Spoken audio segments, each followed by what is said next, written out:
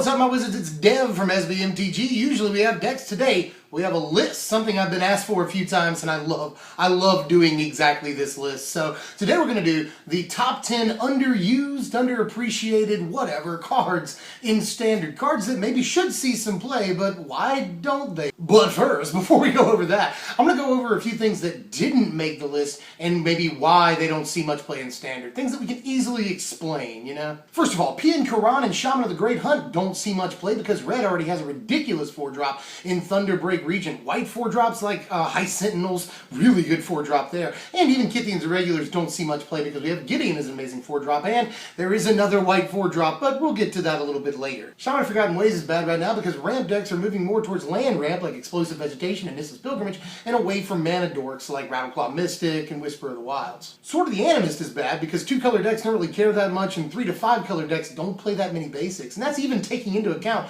the fact that battle lands need basics. I mean, even the 4 and 5-color decks only play like 5 basics most of the time, so Sword of the Animist, nah.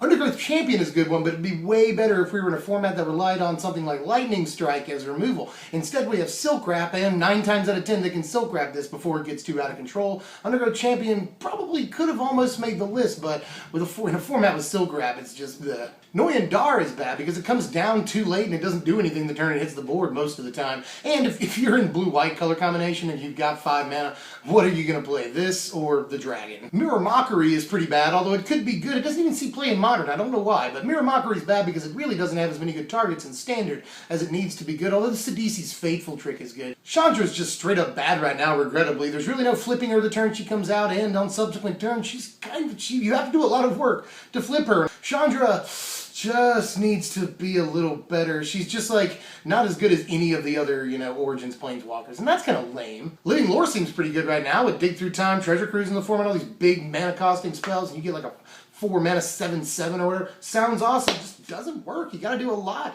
to get this guy to do what he's supposed to do for you. And sure, you can get a big dude, but he's just gonna get removed. And, you know, I wish it was like when he left the battlefield, recast the spell, but having to do combat damage just really hurts. And finally, a weird one, Vampiric Rites. A lot of people ask about that card. It doesn't see play because you have to spend mana to sacrifice creatures. Gross. And my honorable mention, this is Myth-Realized, before I get into the cards in earnest here. Myth-Realized is always criminally underused. I don't know why more people don't play this card. Like, it doesn't even see play in all the Starfield decks that you see going around. It does see play in some decks that want to do Starfield of Nyx, but for the most part, this card has seen almost no play for its entire lifespan, and people keep saying, you know, Blue-White Control or Jeskai, but just no one seems to play the thing. It's a fine card, even when it's only like a 2/2 or a 3/3. The card seems good, you know. I have liked it when I've played it. I like the card. I don't get why it doesn't see more play. That means we can actually start the top 10 list, you guys. I don't know if you're ready.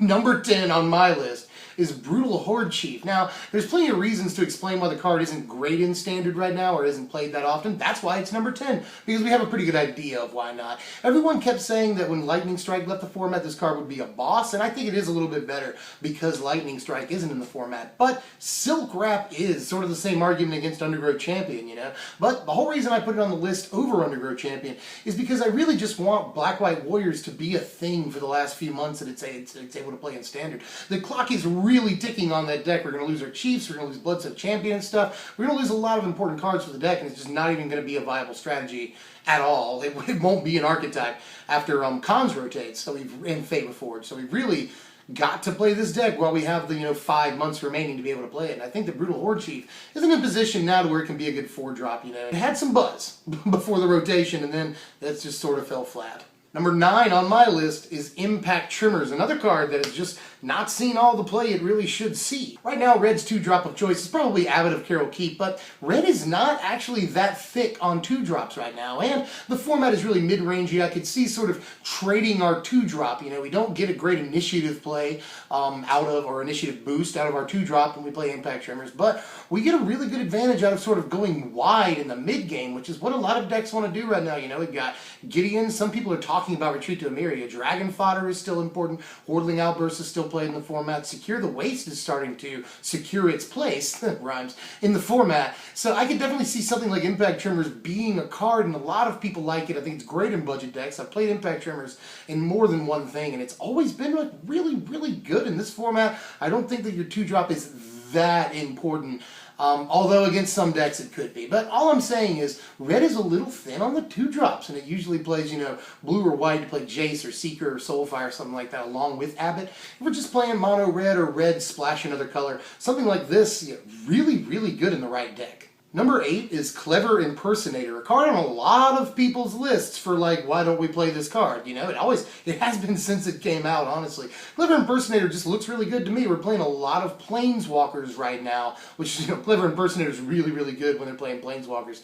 If you can't, you know, if you can't beat them, join them in some ways. We can't afford Jace. Let's just make our own Jace, you know, once they flip him. So I feel, and he copies into the battlefield effects, you know, so he's good against things like Siege Rhino and a bunch of the other cards in the format.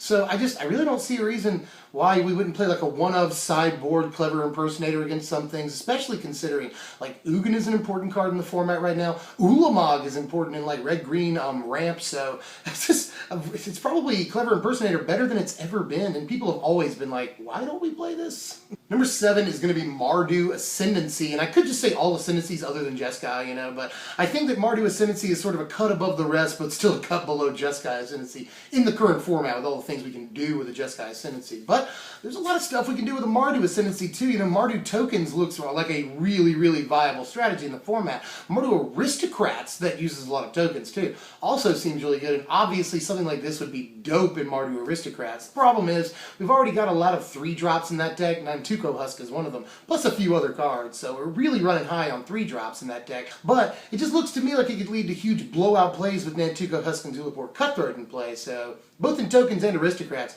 I can see Mardu Ascendancy really, really being good. Why aren't we doing that? Number 6 is Reality Shift, and I know this is a much maligned card. It's really, really polarizing. A lot of people love it. A lot of people absolutely hate it and think that people that like it are really dumb. Now, so right now, though, I think there's a really good case for Reality Shift in the format. Really good against Hangerback Walker, can kill Jace before he flips. That's really important. And in like control, like when you're playing against like control decks or maybe even Jeskai decks, there's just not a ton of creatures in those decks, so it's entirely possible that when you hit Jace with a Reality Shift or a Hangerback Walker with a Reality Shift, you're going to get them to manifest a card. Sure, they get a creature out of the deal, but it's not Jace, it's not Hangerback, and they don't get the tokens off Hangerback Walker. That's really good. But in any case, it's likely going to be a spell they can never flip up. That's awesome. And right now, a lot of decks that want to play Reality Shift are sort of above 2/2s. They don't care that much about 2/2s, but they do want to get rid of Jason Hangerback as easily as possible, not to mention things like, you know, Manus Rider and a bunch of other creatures. So I could see Reality Shift actually being important right this second, but for some reason it's not. Number 5 is a weird one. It's a little out of left field, but I know I have some people on my side here. Number 5 is Sagu Mauler. We see that Silumgar the Drifting Death and Ojutai are both great creatures, mostly because of their hexproofing. Obviously, Ojutai can anticipate for you. Silumgar can kill small dudes when he swings in. These are awesome pieces of icing and make the cards what they are. Sagu Mauler doesn't have all that icing, but it's still a creature that you can play on the 3rd turn and then flip up at the end of their turn. In combat, you can psych them out, making them think that you have a Den Protector, Stratus Dancer instead. I have a 6/6 trampled hexproof. And sometimes in Sultai or in Temur Megamorph, you will see one copy of Sagu Mauler, but I think he's definitely still way underplayed. The card looks really, really good to me. Number 4 is Archangel of Tithes. Now, I know I did say High Sentinels and Kithians Irregulars don't see play because we have better 4-drops in Gideon, you know, but this is the other amazing white 4-drop, and right now, 3 white is not that hard to get. I've played a lot of Jeskai, played a lot of Abzan, and both those decks make white mana very easily. We can have this on the 4th turn a lot of the time, so it's not that big of a deal. Archangel of Tithes, especially in like a mono-white thing, I could see this being an important card. It's just a lot of decks attack for the win right now, and that makes this really awesome. I don't see why this card doesn't see more play. Sometimes you'll see it as a 1 or even 2 of in some sideboards, but even then, not very often. Archangel of Tithes looks to me like it was designed to be a very playable card, and maybe we'll have to wait for a rotation or something, but right now I really don't get why this card isn't played. It's awesome. Number 3 is Sarkhan Unbroken, and he's made his way a little bit farther down the list than some people might like, but I've played a lot with Sarkhan. A lot of 4 and 5 color decks in the format will play Temur colors right now, and I just don't see why you don't see more Sarkhan. Again, sometimes you'll see him as a 1-of in some decks, but right now, the big deck that plays Temur colors is Temur Megamorph, and that's sort of a B-tier deck, and it doesn't really play Sarkhan, you know? I don't see why. In a lot of decks, especially the 5 color decks, I could see a 1-of Sarkhan Unbroken. Every time I've played him, his +1 is actually really, really relevant. relevant for fixing mana, and it gives you card advantage, which is awesome in 5-color decks, which are usually more control-based, you know, really good for that. Not only that, but he makes you a threat. That's insane. He just puts a huge flyer out there for you. And even when his ultimate isn't necessarily applicable for the deck you're playing, he's still dope, and I'm not really sure why Teamer Dragons doesn't see more play. That deck looks amazing to me. Number 2 is Dragonlord Dromoka, which does see 1 or 2 of play in Naya Eldrazi, but that deck is really not that important right now. It's sort of B tier, on the same level as another deck this goes in, Ban. It's on the same level as Ban, and really the same level as Teamer, sort of the B tier of 3-color combinations, you know. And Dromoka doesn't see as much play as I want him to, you know. Ban looks really, really strong to me, and I'm not sure why it's sort of struggling right now. It does place occasionally in top 8s, but you don't see Bant as much as you see sort of the Abzans and the Jeskais of the world, you know. But just Dragonlord Dromoka looks insane to me. You know, Control has a decent presence in the format, so there's that. The lifelink on the card really puts it over, you know. Just every time he swings in, he's going to do a lot for you, whether he gets blocked or not. So Dragonlord Dromoka is just an uncounterable, huge threat in the air that gives you, you know, huge lifelink swings. Why aren't we playing him? He looks good to me. And number 1, the most underused, underplayed, why aren't we playing this card in the format, to me at least, is Sidisi Brood Tyrant. A weird choice, right? But hear me out. The Sultai color combination is just totally underplayed for no reason to me right now. Right now, Sultai has Den Protector, Jace, and Tasigur, the 3 cards in the format that bring stuff back from your graveyard really, really effectively. And that all works with Sidisi, not to mention all 3 of those cards are creatures, meaning they work well with Sidisi in that way too. And if we mill them into our graveyard, we don't really care because Tasigur and Den Protector, later copies of those cards, can bring back any cards that we, you know, dump into the graveyard. So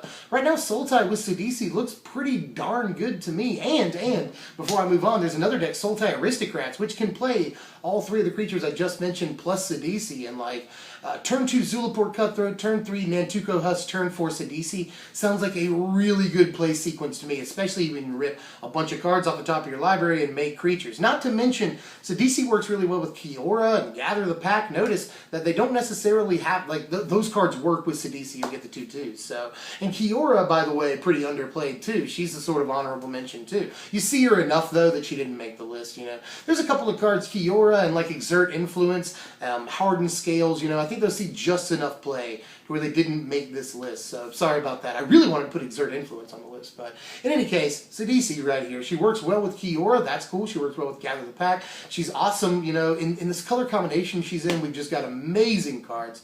I don't know why this lady doesn't see more play. Well, that's all I've got for now, and let me know about the 100 cards that I missed for the list. I know everybody's got their pet cards. They want to know why these cards don't see play. Really want to know how you feel about it, and maybe if I missed something, like something huge, this is obviously why we're not playing this card, comment with that too. I'm always interested in that. If you enjoyed the content, do everyone a solid here. Like, share, comment, and subscribe. Like, hit just the thumbs up button. It takes like 2 seconds. It's awesome. We love when you do that. It's just really makes us feel great. We do a lot of work with this content. I really want you to like it. I hope you did. I'm Dev from SBMTG. Budget deck incoming next time. And I will see you then. Thank you for watching my wizards.